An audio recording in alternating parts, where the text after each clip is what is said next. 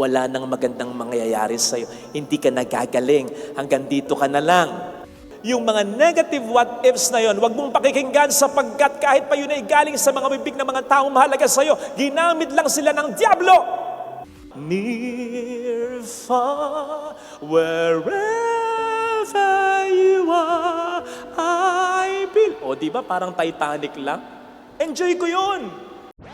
Kapag tayo sumasakay sa eroplano o kaya sa malaking bangka, laging may safety instructions. Instructions for our safety. Ang tanong, pinapakinggan ba natin itong mabuti? Ginagawa ba natin yung pinapagawa sa atin? Chine-check ba natin yung pinapacheck sa atin? Binabasa ba natin yung pinababasa sa atin? Minsan oo, minsan hindi. Lalo na dito sa atin. Nakaw! Tagal ng issue yung overloading na yan. Dami nang namatay dyan. Tagal ng issue yung hindi nagsusuot ng life vest na yan. Tagal na yan. At ang tagal ng issue yung winarningan na, pinagbawalan na, wag na kayong magbiyahe. Tumuloy pa rin, titigas ng ulo. Pero kung minsan kasi iniisip natin, ilang taon na ba matapos yung last na aksidente? Tagal na. Araw-araw naman may bumabiyahe. Okay naman yung biyahe. Malas na lang pag natsambahan ka. So gusto mo matsambahan ka pa, ha? Follow instructions. Sinabi ko ito sapagkat sa ating ebanghelyo, sa wari ko'y may instruction si Kristo na dapat nating tandaan for our safety sa buhay na ito. Pupwedeng sa ngayon, hindi mo ito masyadong kailanganin. Pero darating ang pagkakataon, kakailanganin mo ang instruction na ito. Narinig natin sa Ebanghelyo, binabagyo ang mga disipulo. Ang bagyo ay sumisimbolo dito sa malalaking problema na tiyak na mararanasan natin. I repeat, tiyak na mararanasan natin na pupwedeng magpalubog sa atin. Ang sabi po ng isang preacher, ang mga tao sa buong mundo, pupwede mo lang mahati sa tatlo. Una, yung mga may haharaping bagyo o problema. Nandiyan na yung problema. Ikalawa, yung mga taong nandun na, dumaranas na ng bagyong problema. Ikatlo, yung mga taong nakalampas na sa bagyo ng problema. Kung ikaw man yung pangatlo, congratulations. Pero mag-relax ka hanggat po pwede. Kasi babalik ka uli sa una, sa pangalawa, at sa pangatlo, paulit-ulit na proseso. Kaya sabi ko, makararanas at makararanas tayo ng bagyo. Kung ayaw na ninyo, mauna na kayo sa sementeryo. Sapagkat doon ang mga naroroon, hindi alintana ang bagyo. Nakakita na ka ba ng binahang sementeryo na yung mga bangka ay nag-ahunan na ganon? Ay, kasi napuno ng tubig ang kanilang nicho. Walang ganun, Mars. Kahit lubog yan, ay, floating pa yan. Patay na eh. Lanang pake. Kaya, sabi nga ni St. Paul, in everything give thanks. Kahit may problema, yes, kahit nasasaktan ka, kahit naiiyak ka, kahit nahihirapan ka, kasi ibig sabihin, nahihirapan ka, naiiyak ka, buhay ka. Wala ka pa sa sementeryo. At habang may buhay, mayroon pang pag-asa. Provided, huwag kang palulubog sa bagyo ng problema. At dito papasok yung instruction. Isa lang, para madaling tandaan. Ano yon? Sabi ng Panginoon, do not be afraid. It is I. Huwag kang matakot. Fear is the enemy of faith. Tandaan natin, kapag tayo natatakot, marami tayong makakalimutan na dapat nating tinatandaan sa anumang laban. Natatandaan ko, nung ako'y mag-swimming lessons, isang basic na sasabihin, huwag kang magpapanik. Pag nasa tubig, huwag kang magpapanik. Kasi kapag nagpanik ka, matataranta ka na. Hindi mo na magagawa yung dapat mong gawin, yung itinuro sa'yo. Na dapat, controlled lang yung breathing mo. Na dapat, nakataas ang ulo mo. Na dapat, relax lang yung pag-stroke mo. Ako nga nakalimutan ko dati, nasa 4 feet lang ako. Totoo. Kasi pinasok ng tubig yung ilong ko. Kasi nagsasanay lang ako. Dumating yung instructor, Father, tulong. Father, 4 feet lang yan. Tayo ka lang.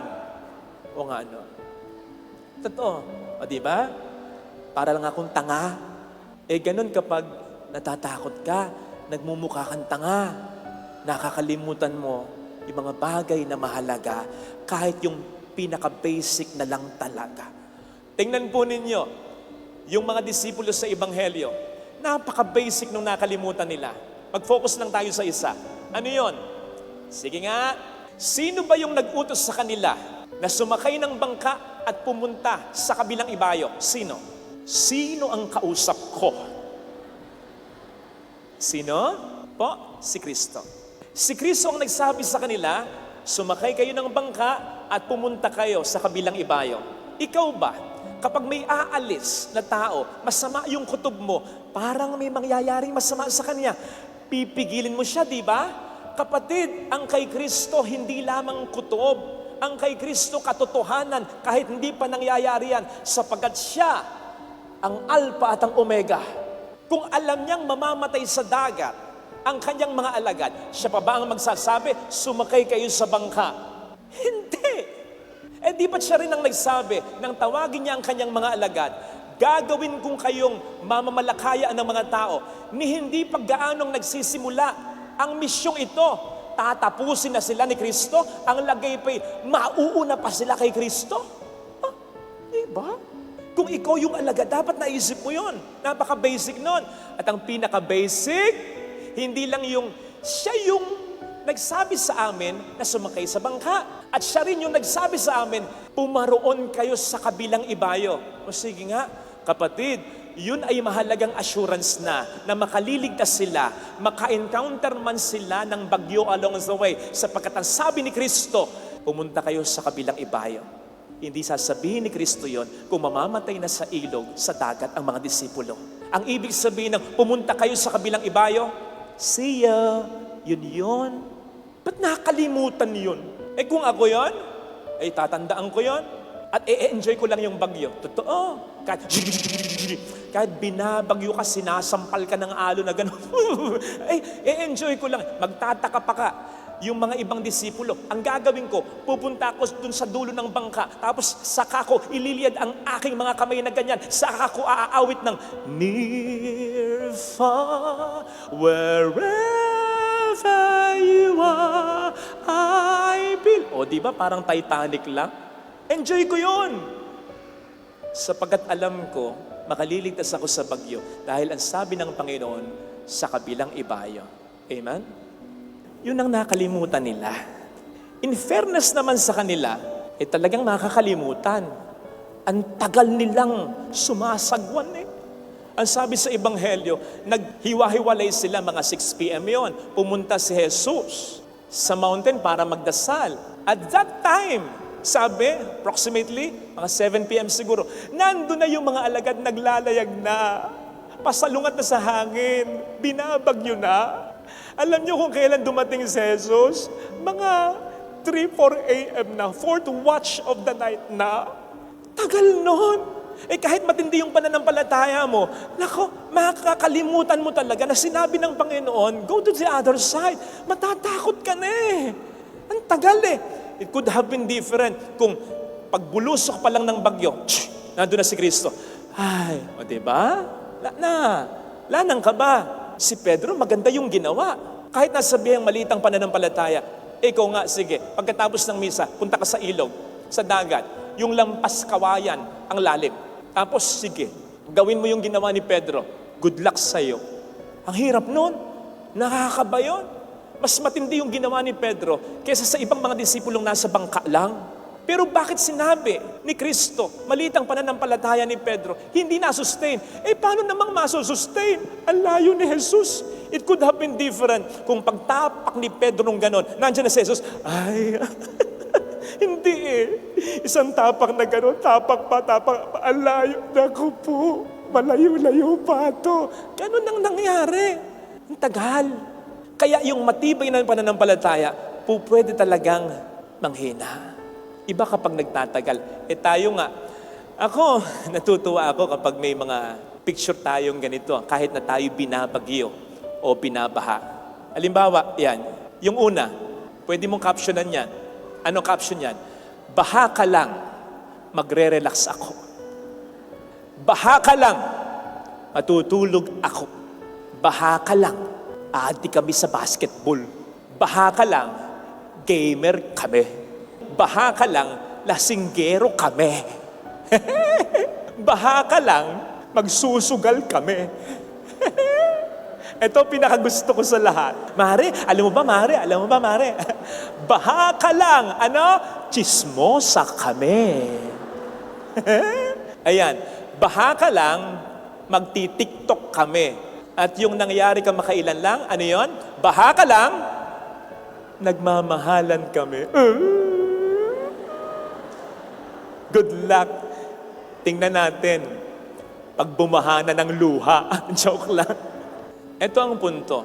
Bakit tayo nakakapagpa-picture pa ng ganyan at nakakatuwaan pa natin yan? Kahit na ikaw yung malagay sa ganyang karanasan. Bakit? Kasi alam mo yung baha, mga 2 araw lang yan. Lagay mong 1 linggo. Sige, gawin mong 1 buwan.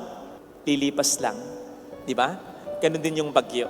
Isipin mo, kung yung baha na yan, 1 taon, 3 taon, 5 taon, katulad ng baha at bagyo o problema na binibigay sa iyo ng asawa mo. Sige nga, makangiti ka pa kaya?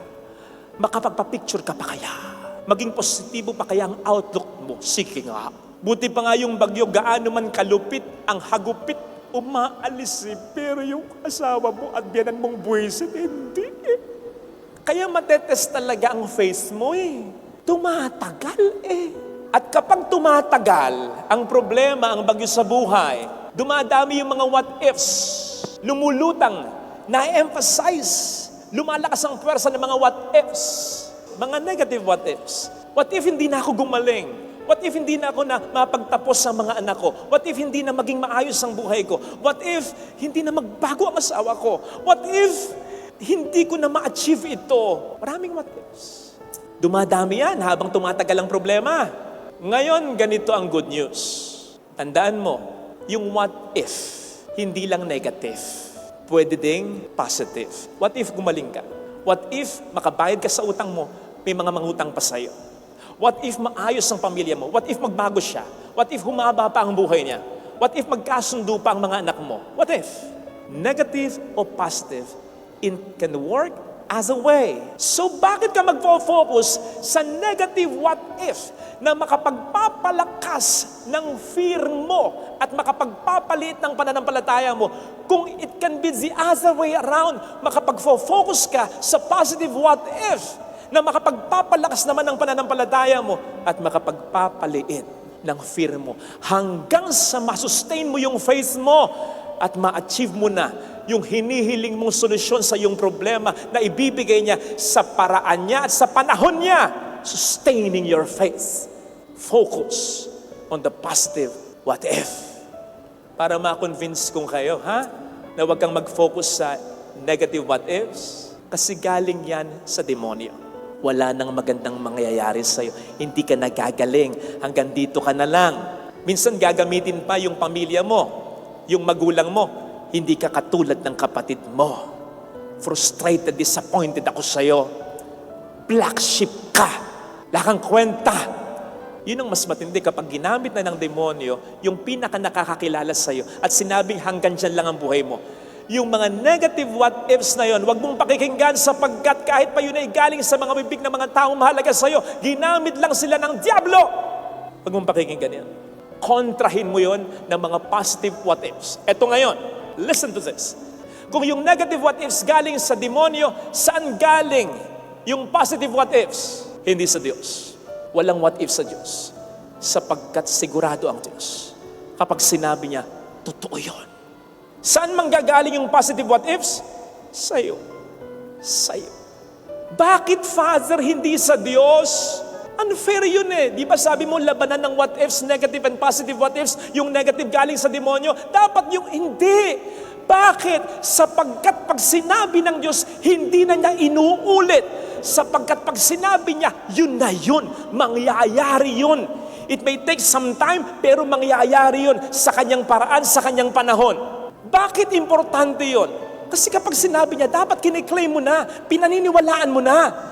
Ikaw lang yung magwa-what ifs kasi hindi ka sigurado, kasi binobombard ka ng demonyo ng negative what ifs. Pero kung pangahawakan mo yung sinabi ng Panginoon, mas maraming mangyayaring positive what ifs sa isip at sa puso mo hanggang sa masustain na yung faith mo. Let me be clear on this. Eto, nang likhain ng Diyos ang mundo, anong sabi niya yung una? Let there be light. Anong nangyayari? There was light. Hindi na niya inulit. There was light. Papaano kung ang nangyayari ganito? Sabi ng Diyos, let there be light. Madilim pa rin. Let there be light. Madilim pa rin. Light! Yun. Hindi ganun ng Diyos. Pag sinabi ng Diyos, yun na yun. Matagal lang sinabi ng Diyos na gagaling ka sa sakit mo. Matagal lang sinabi ng Diyos nakalista, dati pa. 1,000 years ago sa Bible, you will be victorious. No weapon formed against you shall prosper. For I know the plans I have for you. Plans not to harm you, but to make you whole, to prosper you. I will be with you always until the end of time. Malimot man ng ina ang anak niya, hindi kita kalilimutan. Hindi lang para sa akin yun, hindi lang para sa kanya yun, hindi lang para sa kanya yun, para sa iyo din yun. Iba lang yung application, pero claim it, mangyayari sa buhay mo yun. Hindi ulit-ulitin ng Panginoon. Bakit? Kasi nakatakda ng mangyayari yun. Hindi mangyayari kung ikaw mismo hindi maniniwala. Bakit hindi ulit-ulitin ng Panginoon? Tingnan niyo, ang sabi niya kay Pedro, isang salita lang, come. Kahit pa naging struggle si Peter, hindi niya sinabing, come. Yung isang paa mo na, pangalawang paa. Kaya mo yan. Kaya mo yan. Hindi. Bakit? Sapagkat sa isip ng Diyos, kung paniniwalaan mo yung sinabi kong, come, makapupunta ka dito. Yun ang ulit-ulitin mo sa sarili mo. Sapagkat sinabi ko, mangyayari yun. Ang ginawa ni Pedro, nung una lang niyang inulit-ulit, come, I'll come. Nakita niya yung unos, yung what if na negative. Ayun ang nangyayari. Hindi na mag-uulit ang Diyos. Kasi sigurado na siya sa kanyang sinabi. Pag sinabi niya, gagawin niya. Bakit ulit-ulit ang what ifs ng demonyo? Kasi walang kapangyarihan ng salita niya, sinungaling siya. Hindi totoo yung sinasabi niya sa iyo na wala nang mangyayari sa buhay mo. Inuulit-ulit niya para ma-convince ka. At kapag na-convince ka niya, doon lang magkakaroon ng kapangyarihan ang sinasabi niya sa iyo. Kaya, wag mong pakikinggan ang diablo. Ang ulit-ulitin mo, yung minsan nang ipinangako ng Diyos sa iyo. Yun ang totoo. Hintayin mo, mangyayari sa paraan nga lang niya at sa panahon niya. Pero mangyayari, yun ang importante.